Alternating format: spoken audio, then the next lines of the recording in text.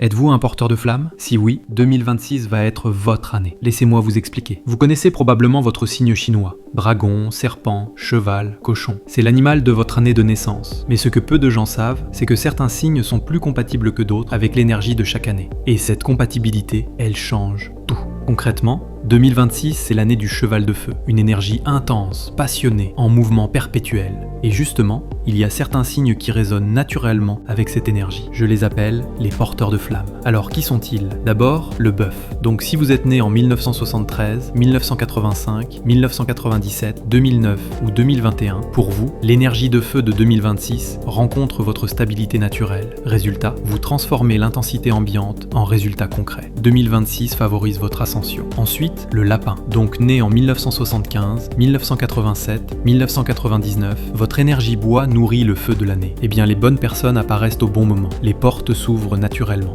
Puis le serpent, qui sont les personnes nées en 1977, 1989, vous partagez l'affinité du feu avec le cheval, et du coup, votre approche stratégique trouve un terrain idéal pour se déployer. Donc voilà, si vous êtes bœuf, lapin, serpent ou cheval, vous êtes un porteur de flamme. Et 2026 vous offre un terrain fertile pour l'expansion. Mais attention, être un porteur de flamme, ça ne suffit pas. Il faut encore savoir comment naviguer cette énergie selon votre configuration personnelle. Et c'est là qu'intervient la carte Bazi. Alors, dans la tradition chinoise, c'est un outil millénaire qui analyse votre date et heure de naissance. Elle révèle votre élément dominant, votre polarité, vos forces naturelles. Et surtout, elle vous montre comment maximiser cette année si vous êtes un porteur de flamme. Quels mois seront les plus favorables pour vous? Quelles actions privilégier? Et comment éviter l'épuisement malgré l'intensité? Commentez carte et je vous l'envoie gratuitement. Belle journée!